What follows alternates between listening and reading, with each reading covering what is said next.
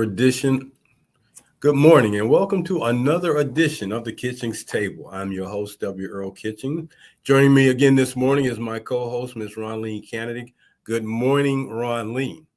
Good morning, Earl. How are you feeling this morning? Well, it's a good day. It's always a good day. Uh, as trying as it may be, but it's always a good day. And when you get blessed to wake up on another day, everything else is gravy. True. So I'm here, you're here. Hope folks are tuned in and ready for something enlightening for them as we talk about our subject matter for today. So let me just ask you a question, Ronleen. If someone said, "Well, what kind of things can be detrimental to your health?" What would you say? The environment. Everything in the environment or certain things? Certain things. Pollution. Pollution, noise pollution, air pollution, water All of pollution. yes, all Oh of yeah, you're gonna say all of it. Okay, yes. she gonna Anything, take the hey, easy way. anything that's hurting your health, that's hey. She gonna take That's the a easy route. Okay. All right, pollution. Well, yeah, pollution definitely is a Tox- detriment. yeah, toxins. Even we were talking about the plastic that's in our water now. How does your body supposed to remove plastic from your organs? It can't. Correct. It can't. I mean, plastic is one of those man-made things that your body can't break down. Yes. And then I heard some years ago that I discovered that we're eating paper when we eat the sauces that on our food. They have food grade paper. So it's like, okay, is your body getting rid of that? Earl, let me tell you what made me start researching this and really paying attention. On Game of Thrones, there was a Okay. part in there where the liver was being weighed, and Right. the liver was 135 pounds. And I Wow. was thinking about my own body weight, 135 pounds for your liver.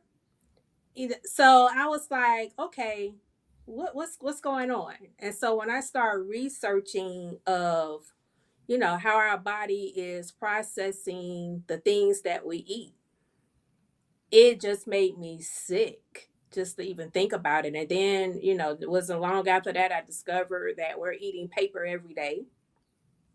And I discovered now that we have tiny particles of plastic that we're drinking in our water. No telling whatever else, that's happening. So, yes, I heard of being destroyed, but this is the worst. You said a 100, excuse me, and 35-pound liver.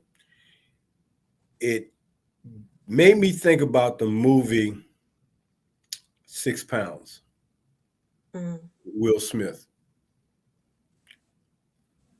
and the fact that for those of us who saw that movie and those who didn't, here's a man who was taking his body organs and donating them to people.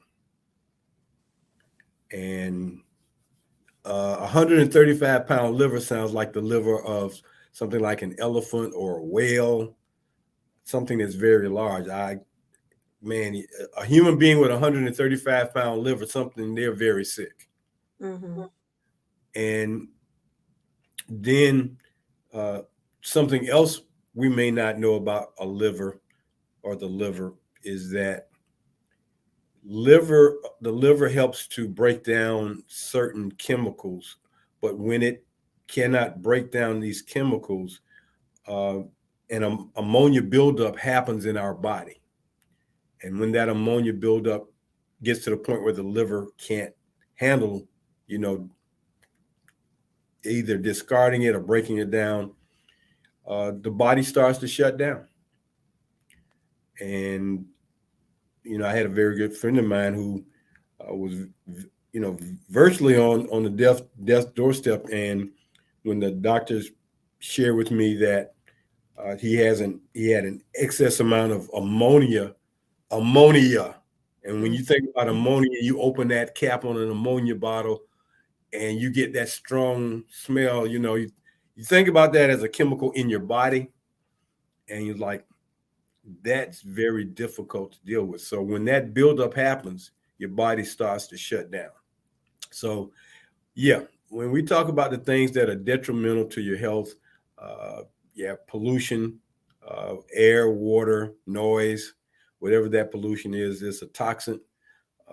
Other things that are a detriment, uh, things we deal with every day in life, just riding in a car or on a bus, or an accident is detriment to your health. Um, People can be a detriment to your health uh, because they either annoy you, frustrate you, upset you, and that becomes a mental thing that you internalize. So a lot of things, and then you have these chronic diseases, of course, that are detriments. And of course, the number one chronic disease is cancer. And as I've shared on the show before, you can kill bacteria, but you can't kill a virus. So I would take it that cancer fits in the virus category. You can destroy it to a degree, but you can't just absolutely do away with it. So when you think about all the medical conditions and issues that the body can have, I mean, and it's a funny thing because when you're looking at TV, there is not a night, a day that doesn't go by, man, when you see all these commercials about all these pills and tablets that you can take to take care of this thing, take care of that thing, your weight, your eyes, your liver, your knees. I mean, you name it. They've got a tablet that they've invented for it. And the odd thing about it is there's some natural things that you can do that are much better than the tablets these pharmaceutical companies make. But we don't always have enough faith and trust in those things. We believe man can make things that will cure or kill everything. And really, that's not always the case. There are some natural things that you can, prescribe to yourself every day um, for inflammation, for digestion, simple things. If you just do a regimented routine. So all these things are a detriment. So when I ask you the question about what would you consider to be a detriment, and you said pollution, and then we talk about chronic diseases and things like that. But what about something that you wouldn't even guess that would be a detriment to your health? If I share with you something that you wouldn't think would be a detriment, or and it will really surprise you, you would be like, how does that work? So our topic for today is the effects of renting and leasing a home, the effects of renting and leasing a home on your health in the 21st century. Renting and leasing a home, a place where you live. And in gathering the information, one of the things that I discovered it said was a safe house away from potential hazards can promote your well-being. And living in an unsafe or unsuitable housing condition may or will contribute to health inequities and be a factor in health problems such as chronic diseases. So think about that. You live in a house that is not always clean, or it's not always well kept. There's some things that need to be repaired that cause a problem. We are all familiar with the fact that when water gets into the house and start to take on air and heat, and mold becomes a problem. Mold is a very, very deadly health factor.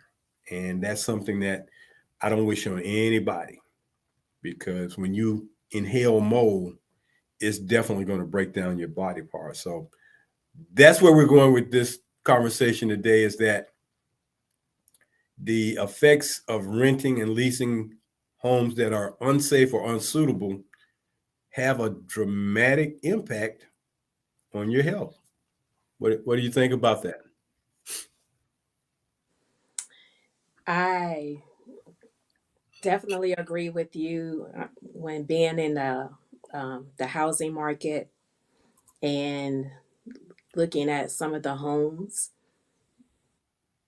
you knew from the very start of that day walking in that you needed to have a mask on. And this was before the pandemic. Right. And when you think about the people who have lived in that home, and sometimes in the research, they've lived in that home 20, 30 years. And, now the homeowner is selling it and you're wondering like, okay, are you going to fix this? What you going to do or whatever? And they say, well, we never had enough money to do it. We applied for our loans, to try to get it done. We waited on the city. They had this program. We never qualified or it just never happened. And now, we need to move into assisted living facility, or we need to live in, with our children, that kind of thing. And we're just looking for the sale of this home in order to sustain the rest of our lives. So, we could talk about certain areas of town here where we live. I've seen that a lot. And it's very sad that a person has worked full time jobs all of their lives and never was able to survive in the economy in order to do what needed to be done with the repairs. And I remember, as I shared with the show before, I was able to get a car loan approved before I was able to get a home equity loan approved in order to get my roof fixed. So that tells you something. And the car cost more than the roof repair.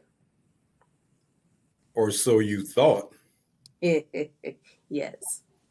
because the just the stress, you got a situation at your home that needs to be repaired.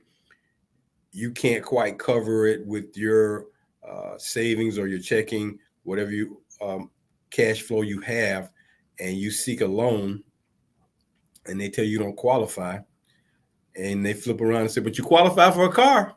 Mm-hmm. Like, I don't need a car. I need my roof fixed. Need my roof fixed. Okay, so can This water to stop coming in and contaminating exactly, my home exactly, and my health, as you would say. right. So 90% of the time that people spend in their lives is pretty much spent indoors. I wouldn't agree with the 90% part, but maybe 75%, because other than work and what we do outside of work, you're going to spend at least 12 to 16 hours in your home or at home. And when you talk about being at your home and the health hazards that play a part of that, even so, from a standpoint of maybe it's not something that needs repair in your house, but you sustain an injury from something that could have been prevented because of a condition of your home, uh, that creates another problem. So your nerve system, your respiratory system, your cardiac system, these primary systems. I mean, you got to breathe. Your nerves got to be taken care of. You got to have good blood flowing through. All these things affect your overall health. And when you're living in unsuitable or unsafe housing, it definitely has an impact. And when you talk about people who live in poor quality homes, and there are people who have these properties that are in poor shape, but they rent them out anyway. And people are desperate to have a place to stay. And maybe they're not improving their situation. They're just looking for a roof over their head, and they go from one bad situation to another bad situation or to a worse situation, and it doesn't help. And when we talk about our children being in these type of environments, it escalates the whole problem of the health factors when it comes to renting or leasing homes and or apartments. And we all want to be able to live in comfort and safety. It doesn't have to be the flashiest house. It doesn't have to be the biggest house. It doesn't have to have 10 bedrooms and 10 bathrooms. It doesn't have to have all that. But the one thing that I'm sure everybody would like to have wherever they're living is for it to be safe and for it to be clean. And those two things are aspects of a home that we have a lot more control over than not. Uh, and you've seen and heard stories about, well, they live in low income area, but the house is always clean. You know, Mhm. it's a clean house. It's not in the best location, but they keep their house clean. And and I think that more so than anything has a lot to do with a person's health. Excuse me. So this quality of life, as we talk about quality of life and where you live and how you live, and as you said, pollution, and then they get to talking about the quality of air in the place where you live. Imagine if such things are always floating around in your home and you're always sick. You're always sick, you're always coughing, you're always wheezing, you're always you know you say, well, it's an allergy. It's like, no, it's not an allergy. It's something in the air or in that space or in the walls or something, or under the carpet or under the flooring that you're really not aware of, and it seeps into your body day in and day out. And today you're healthy, and 6 months from now, you're extremely sick and you go to the hospital. So when we talk about these things, we have to be mindful of that. And one of the things that I guess we can really talk about as we're talking about this subject today is, uh, it doesn't matter whether a person comes from low, medium, or high level income.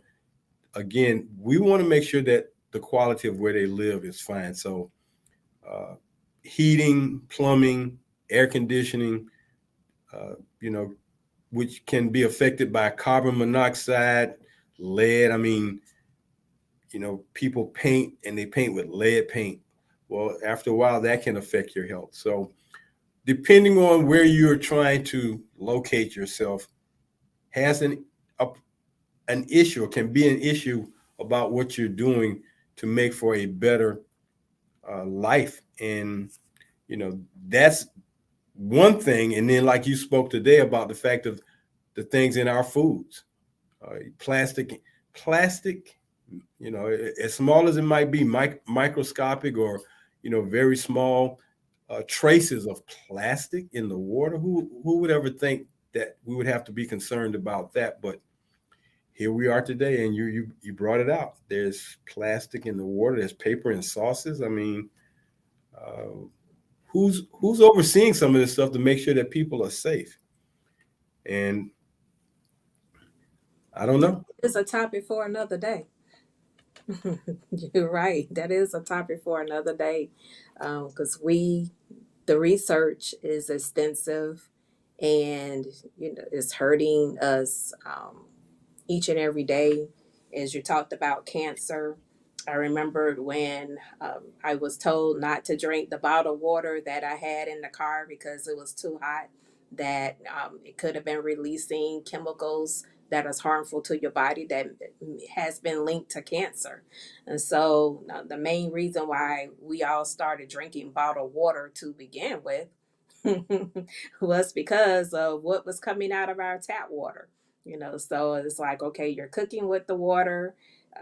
They're saying, okay, boil your water. And then I'm finding out, even if you're boiling the plastic that's in the water, you're still not taking care of the plastic before it hits your body. So, you're setting yourself up for not only economic ruin, but you're setting yourself up for the critical and chronic illnesses that's plaguing our lives all the time. And we talk about this for people who have been on this healthy nutrition for most of their lives, if not all of their lives. They probably was introduced to it as a child, and just kept that healthy lifestyle. And we're wondering, like, okay, why weren't they able to live a full life? Like, what happened?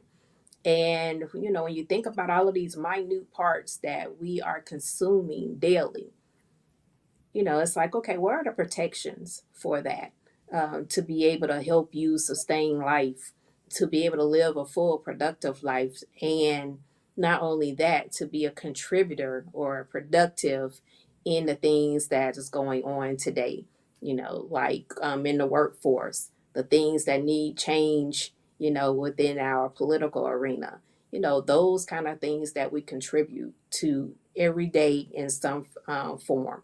So yes, Earl, I'm totally thankful that you brought this to our attention. I'm going to go back. I was taking a class, and I don't know if you ever heard of Dr. Hightower, James Hightower, here in Jacksonville before he passed away in the 90s.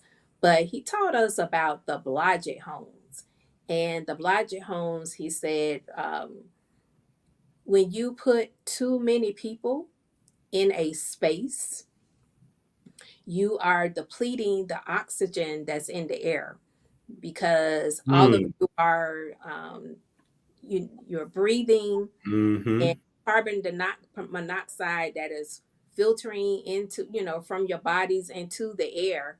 If you're breathing in carbon monoxide, when you talked about coughing and allergies and things like that, that means that someone is not getting enough oxygen. And then I found out that oxygen is the cure to a lot of things. So when you get enough oxygen into your body, it starts killing off things that do not belong in your body, those germs, as we will call them. And so when you are being poisoned daily because there's too many people sleeping in the room, you don't have the oxygen that is coming in from the outside, it's being contaminated because you may be by a, a manufacturing plant, you know the drinking water, which has the oxygen in it as well, that could be contaminated. So it's so many things that we need to be researching, and this is why we need our scientists. This is why we need more of them in order to do the research and be able to let us know, what we can do and what we shouldn't be doing in order to live a long, healthy life. Well, you bring up a very valid point, because one of the things I also found out was that when you spoke about the quality of air and overcrowding in a place, another thing that can come from that, having too many people in a small space, can, as you say, absorb all that oxygen. We breathe in fresh air and breathe out carbon dioxide. And then it says that living in overcrowded places can be a contributor to poor mental health. So, and typically we find that people who live in areas of poor quality housing uh, have the lower incomes in households, and these things affect them negatively. So I found that there were some key factors affecting housing and health, and they identified four things that basically have the most or cause the most risk. So the first thing is biological things, allergens, mold, rodents, dust mites, which cause allergies, asthma, respiratory illnesses. And when you think about those things, and I don't know if people think about where dust really comes from. We see it. Where does it come from? Uh, Part of it does come from things outdoors. Another part of it comes from the dead skin that human beings shed off their bodies on a regular basis. We don't think about it, but that's where dust can come from. So these are all things that can get in the air, and we take them in our systems, and we can become sick, like you already indicated. The next one will be chemical hazards, and it's going back to uh, lead, asbestos, radon, carbon monoxide, which when we talk about the effects that chemicals can have on our body, chemicals attack our nervous systems probably first or second. Nervous system in the body is very, very fragile. And let me tell you, we don't think about our nervous system until we have a slightest issue. I mean, from the smallest paper cut. I mean, you get a paper cut, man, and you're like, oh my, that thing can be so painful. It can be so painful. A simple paper cut, and it's like it's not even wide or long, but the nerves that are there on your skin when you get that paper cut, man. Uh, you think about the nerve endings in your spine. If you've ever had back trouble, man, back spasms, muscle spasms in your back, sciatic nerve, you know, it can bring you to your knees and make you call your mama. Those nerves get to working, and man, you hit something, and that nerve just is like a 10 alarm fire. It's like, oh, and it just breaks you down. I mean, and I'm speaking from experience of once upon a time having muscle spasms in my back, and when they flared up, there was no relief. There was no words you don't say. All words hit the table. What? And it was so impactful that just walking was a problem. So nervous systems, disorders that come from chemicals, uh, you know, asthma once again, respiratory. I think the respiratory system can be affected very, very greatly from where where people live, depending on where they live and how well they keep up the place where they live. Physical hazards, improper ventilation, improper temperature control. Again, the same effects on the respiratory system, asthma, excessive heat or cold. Imagine living in a home where there's a draft all the time, and that constant flow of cold air comes in, especially at night. These are physical hazards that affect our health, and these are part of living in particular places. So you're renting and living or leasing in these places. And then finally, social hazards, overcrowding, as you mentioned, overcrowding. Too many people, living in a small space. I can remember a song that the Temptations sang, "Runaway Child, Running Wild." It was a one-room shack that slept 10 others beside me. What? And when you think about some of the old shotgun houses and people just, conjugating in a room, I mean, one big room that has your living, your sleeping, your kitchen, all of there's no separation. Everything is right there. So overcrowding, living in poverty, fear of crime. Imagine living in a bad house and you're living in a bad area and you're fearful of those things. These are some of the hazards that affect people's health, and it's part of where they live, where they have to rent, where they have to lease. And it has an effect on their physical and their mental health. And we know that we've been told for many, many years that breakfast is the most important meal of the day. Well, I can attest to seeing kids come to school sucking on a carbonated drink and drinking and eating snacks as breakfast. And it's like, oh man, and teachers are worried about the consumption of so much sugar that the child is just they are distraction with their actions. So all of these things are factors. All of these things are factors.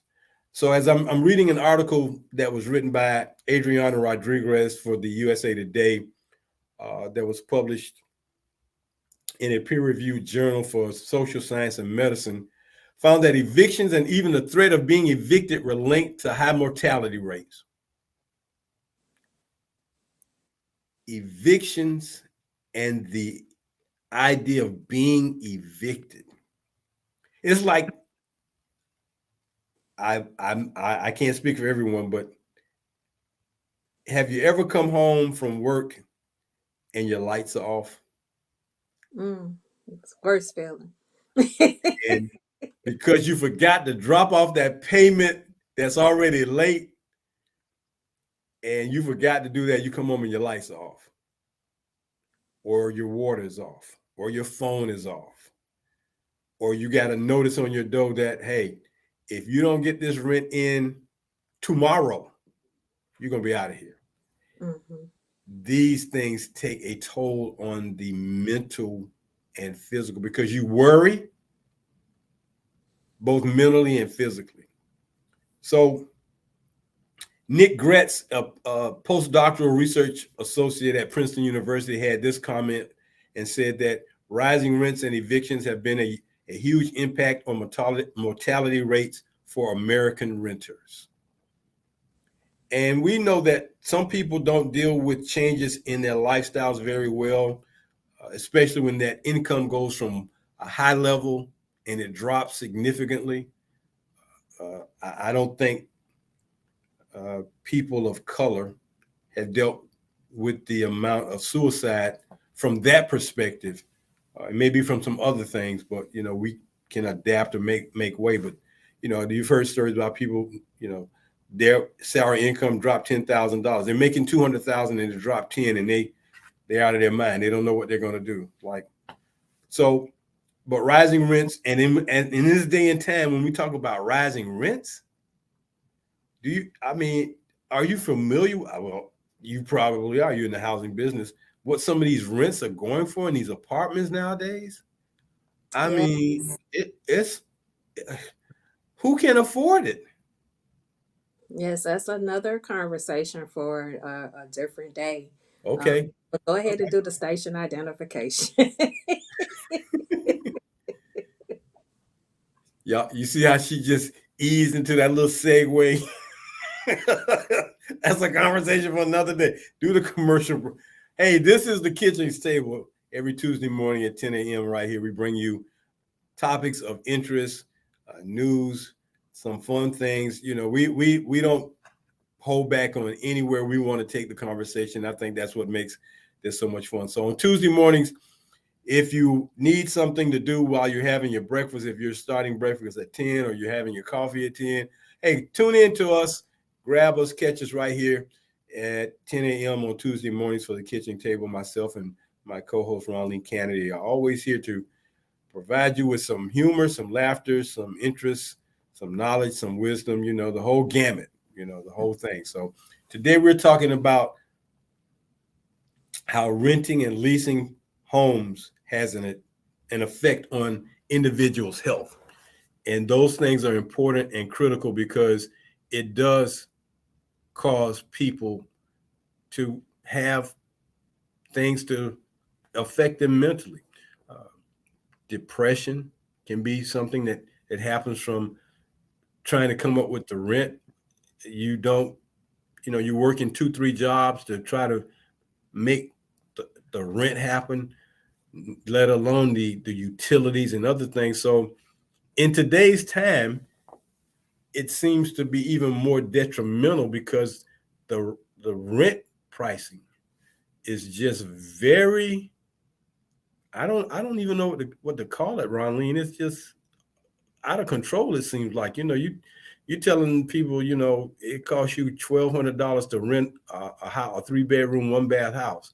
$1,200, man, that much? Mm. That means you Try to know 400 when you say 3 bedrooms. Right. Hmm. Or for some people who have a one bedroom apartment with one bath, and they tell you it's $900 a month. What? 1,300. 1,700. Yes. Hmm. Oh my In goodness. a studio is like 1,100. So it begs the question, well, what are the comparable jobs in order to make that happen? Because let's see now, $1,700 a month means you need to make at least $450 per week. That's what you need to make per week just to cover your rent. The other thing, so you need to, I mean, if a person is only making about $800 a week, boy, they got a tight budget. Hmm. They got a very tight budget. And unlike some things, you can fall behind, but man, like I said, if you've never come home to a dark house because that light bill didn't get paid, or better yet, you're in your house and the lights just go off and you're thinking that a fuse is blown or something like that. And it's like, no, that's not what happened. Hmm. You were a little late with that light bill. So, and Ronline, it's not like what they used to do when we were growing up. They had to physically come to your home and put a lock on that meter. They don't even have to do that anymore. It's a It's a touch switch. of a Yeah, it's a touch of a button. It's It's a like touch of a button from uh, downtown where the business office is. They just press a button and boom, it's and off. it's really not like that either because it's like okay, it's set up with the software. So um, if the balance goes too long and no payment arrangements hasn't been made, and those codes haven't been put in there, it's like when that certain day, as I like to what you say, when that bell alarms, it's automatically out. Automatically. Hmm. So again, the burden of high rents, the burden of getting that rent every month or paying off that lease, according to a 2023 Harvard report, found that people spent more than 50% of their income on rent, and were 9% more likely to die in the next 20 years compared with those who paid 30% of their income on rent. And people who were 12% more likely to die if they had spent more than 70% of their income on rent. 70%. Yeah, so So, let's shed some light with you on that because as we were preparing for the show, someone was asking a question like, well, how does that make sense? And I said simply because we have the gig economy that we're able to participate with. And so just imagine you're already at work, your 8 hours, 10 hours, or 12 hours, depending on what your occupation is. And then you have maybe an hour and a half of commute time, just to touch home base or what have you. You already been out of the home, what, 12, 14 hours, right? And so, with that being said, you may have children at home, you may have someone that you're caring for, and it's like that's money going out if you in a care giving situation to where they are that you're having to pay for that. So it's like, okay, now you're trying to get that rent money. Now you're trying to pay whoever it is that's caregiving, and now you're doing your thing as far as okay, trying to get dressed, trying to look presentable, get into your uniform of your next gig or your gig, should I say, in order to bring in extra money. And let's say, for instance, because it is a gig economy, you don't know how much money you're going to bring in, but you know how much money you need. And so you're on the clock of trying to make sure that you go into the areas. Let's say it's a DoorDash, let's say whatever it is you're doing, or whatever delivery platform you decide to take on, or whatever service that you decide to take on. So with you not knowing how much money is coming in going to come to your account in order to pay off the things that needs to be paid, you're spending more hours outside of the home and you're not resting. And so when you're not resting, and your body isn't getting the desired rest that it needs, it's not replenishing, as you say, the blood cells, to be able to deliver healthy blood cells that produces in your bone marrow in order to take care of your body and the things that's happening to it. So you're breathing in these pollutants, you're eating things that is polluting your body, that known or unknown, and your body doesn't have time to get the time it needs in order to heal. And you're trying to eat during the day in order to stay on your feet, or you're drinking things, the caffeine and all of that kind of thing. So all of those factors that is breaking down your immune system, that is keeping you from being able to heal properly, and therefore it's taking a toll on your life. And next thing you know, you're being diagnosed with these critical and chronic illnesses, and then of course, something creeps in and you die. Well, the fact of the matter is that our bodies, as much as we maybe don't think about it, are very critical, or fragile, rather, I may say, mass of bones and organs and skin and things of that nature. And it's when we start breaking things down, some things can't be repaired. So when you talk about bone marrow, uh, you know, when you need a bone marrow transplant, you know, because your body is broken down, that's things that we have to think about.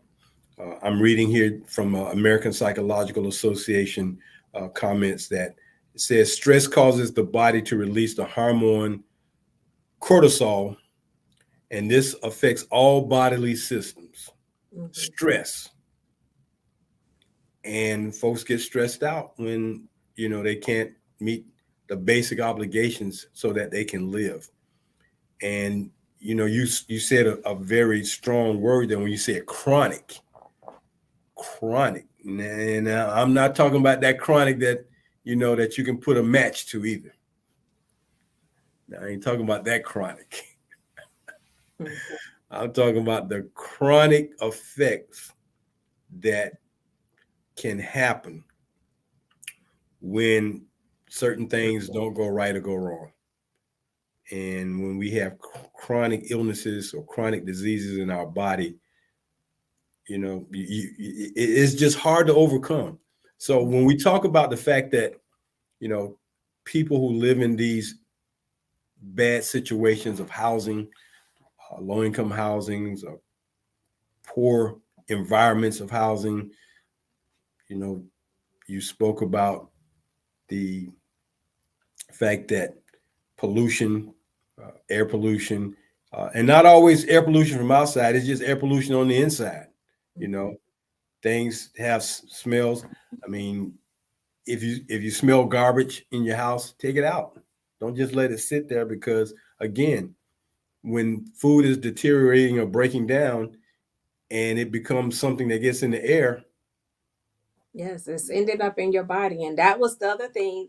When I did my research about the liver, I realized that everything that we're intaking, whether it's by air, whether it's by our food, whether we are drinking it, it all travels to our liver, and our liver is trying to clean it, trying to break it down, trying to get it back out in your body. And like I said, when I read that we are drinking plastic, like, okay, is the liver able to break down plastic and remove it from your body?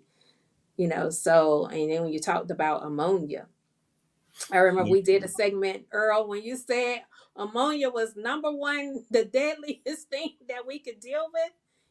So ammonia building up in your body, that's heartbreaking when that Yes, can't yes, can't pass it. Yeah. So there's nothing you can really do about it. So I'm also looking here, Ronleen, where it says that um, the impact of rent on renters' health. They looked at millions of people and um, you know evicted persons' death records and census data. Stated that systematic differences in characteristics such as race, ethnicity, sex, education, household, and neighborhood had a lot to do with the mortality rates and tenants with different rent burdens over time. So again, these things of rent and leasing uh, cause such dramatic impacts on people's lives, and that's where that goes. So that's where we're going to leave that particular subject matter today, as we move to our Black History person of the day. Ronleen, who do you have? Well, I just want to talk about Congressman uh, Ayanna S. Presley. She just turned 50 years old, Earl, on the 3rd of February. She just turned 50. And when she was in high school, they said that they knew she was going to be a powerhouse. Uh, they knew she was going to be something. And today, when I think about just the Crown Act itself, that takes away of getting I remember one of my friends, she was wearing a few things in her hair, and she was working for the city, and they told her that she could no longer wear those adornments in her hair. And she was like, why? That represents my heritage. So it's like, okay, what are you doing? That kind of thing. So I just wanted to bring her to you all's attention today. They said that she is one to watch. She was became the first um, African American woman that was elected to the Boston City Council and the Congress from Massachusetts. And she grew up in Chicago, Illinois. She came over to Boston to represent, to grow up there, and she's working on Medicare for all, in addition to the other forms of equality. And I was just looking at her video that she did. It was like, okay, 100 years is far too long to be in a situation to where we do not have equality for not just women but for everyone. We know there are these groups out here that has been dealing with disparity for a very long time. We talk about women's suffrage, those kind of things. And we're in Black History Month, as all of the things to recognize the people and their contributions of what they have done. And it's so much work to do. So they saying, hey, it's been 100 years, with whatever our forefathers were doing and the amendments that needs to happen in the Constitution. When I think about Colin Kaepernick, his career was went sideways because he spoke up, about the injustice that was being done on our African American men. And it's like, okay, equal justice for all, where is it? We've been screaming that for a long time. Many of our Americans have died for it. Many of our people have been beaten for it. So we want her to keep carrying the torch, and we want others to join. Everybody have their place to do to get on board. And as our John Lewis, the late John Lewis said, get into some good trouble. And fighting for your rights is definitely good trouble. But Ronaldine, you didn't talk about the one thing that's very, very apparent and obvious. Here's a very powerful woman in Congress, and she's wearing a different kind of hairstyle. You didn't speak on that, I don't believe. Yes, so That's so obvious. yes, I was looking at the time. So dealing with the Crown Act. She decided for the little girls who depended on her with the twisties, that she was wearing at once upon a time. Well, she can no longer wear the twisties because she's suffering with alopecia now. That's an autoimmune disease that has taken away her hair. And so it's like you have to be comfortable in your own skin. And that's what I've gotten from that whole thing. It's like, hey, you cannot be discriminated about being in your skin because that's the skin that you were born in. And if we can go back to what Malcolm X once said before he died, listen, I'm a human being first. Can I be recognized as a human being and being treated as a human being? Can you do that? So Earl, let's go ahead and close out because like I say, these are conversations for another day to really get into. But thank you so much for allowing me to bring Congresswoman Ayanna Presley to the forefront. Okay, well, there you have it. Thank you for bringing Representative Presley to us. That's going to do it for us today here on the Kitchings Table. We hope that you've enjoyed our show today, and we look forward to having you back with us a week from today, 10 o'clock on Tuesday mornings. From my co-host, Ronleen Kennedy, I'm W. Earl Kitchings saying so long. And as always, do something good for somebody today. Take care.